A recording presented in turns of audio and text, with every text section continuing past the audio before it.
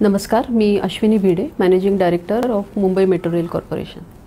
काल 26 मेला सकाळी 9:30 ते 10:30च्या दरम्यान मुंबईमध्ये जो अतिवृष्टी झाली आणि एका तासामध्ये जवळजवळ 90 मिलीमीटरचा पाऊस पडला, त्याच्यामुळे मुंबई मेट्रो लाईन 3 या भूमिगत मेट्रोच्या आचार्य अत्रे चौक या स्थानकामध्ये पाणी शिरलं। त्याची दृश्य प्रसारमाध्यमांनी प्रसारित केली। ती पाहिल्यामुळे लोकांच्या मनात थोडीशी भीती आणि शंका निर्माण झाली असू शकते। त्यामुळे त्या संदर्भातील वस्तुस्थिती सांगण्यासाठी मी आपल्या समोर आहे। मुंबई मेट्रो लाईन 3 या भूमिगत मेट्रोचा 22 किलोमीटरची लाईन आपण कमिशन केलेली आहे। त्याच्यामध्ये 16 स्थानकं आहेत आणि गेले काही दिवस दररोज 45 ते 50 हजार लोक या लाईनवरून प्रवास करतात।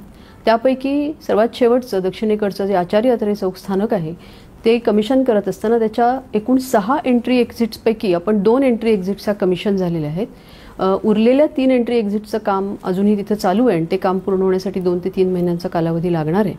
त्यापैकी एका एंट्री एक्झिटसाठीचं जे अंडर कन्स्ट्रक्शन एंट्री एक्झिट होती त्याचं पिट होतं, त्याच्या भोवतीची जी स्टॉर्म वॉटर ड्रेन यंत्रणा आहे ती अतिवृष्टीमुळे आणि त्याच्या मागोमाग झालेल्या हायटाईडमुळे ही ओव्हरवेल्म झाली आणि त्या पूर्णपणे भरून गेल्यामुळे त्याच्यातून पाण्याचा विसर्ग जो समुद्रात व्हायला पाहिजे तो न होता तो मेट्रो स्थानकाचं जे अंडर कन्स्ट्रक्शन पिट होतं त्याच्यामध्ये हे पाणी आलं आणि जवळजवळ एका तासाभरामध्ये 11 लाख लिटर पाणी त्या लहानशा पिटमध्ये जमा झालं आणि त्यामुळे त्याला जाण्यासाठी जागा नसल्यामुळे हे सगळं पाणी स्थानकामध्ये आतमध्ये शिरलं।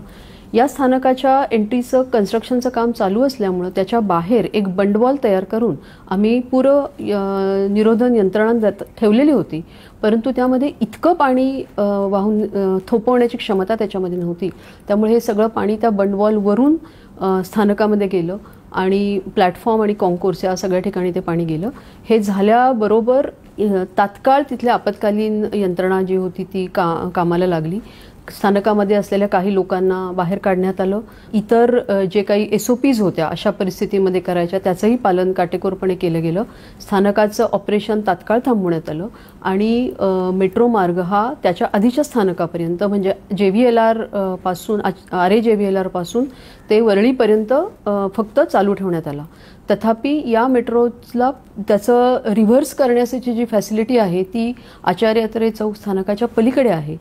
टनेलमध्ये ट्रॅकमध्ये पाणी नसल्यामुळं ह्या ट्रेन्स पुढेपर्यंत जाऊन तिथून टर्न बॅक करून हे जी मेट्रोचं कार्यवहन होतं ते तसंच चालू राहिलं आणि कालसुद्धा जवळजवळ 40,000 लोकांनी प्रवास केला।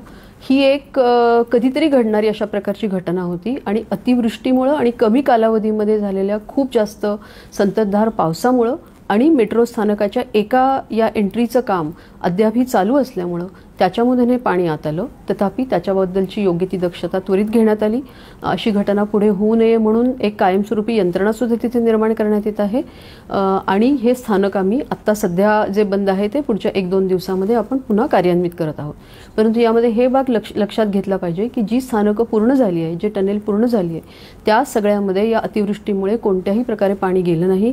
किंबहुना कालसुद्धा आणि आजही लोकांनी त्याच्यामधून अतिशय सुरक्षितपणे प्रवास केलेला आहे। त्याच्यामुळे याच्यामध्ये दिसणारी दृश्य ही थोडीशी शंका निर्माण करणारी जरी असली तरी लोकांनी त्याच्यामध्ये कुठल्याही प्रकारची भीती किंवा गैरसमज बाळगू नये हे या निमित्ताने मला सांगायचं आहे। काही वेळेला असाही प्रश्न निर्माण केला जातो की जर ह्या 2-3 एंट्री एक्झिटची कामं अद्याप अपुरी असताना सुद्धा हे स्थानक आपण प्रवाशांसाठी खुलं का केलं? कारण हे स्थानकाचं काम सगळं पूर्ण झालेलं आहे। 2 एंट्री एक्झिट्स ज्या आहेत त्या प्रवाशांसाठी सध्या जी रायडरशिप आहे त्यासाठी त्या पुरेशा आहेत। त्यामुळे ह्या लक्षात घेऊन वरळी किंवा आचार्य अत्रे चौकापर्यंतच्या सुद्धा ह्याची कनेक्टिव्हिटी व्हावी या चांगल्याच उद्देशाने या स्टेशन आपण कार्यान्वित केलेलं होतं आणि आत्तापर्यंत त्या स्टेशनवर अत्यंत योग्य रीतीने कामसुद्धा चालू आहे।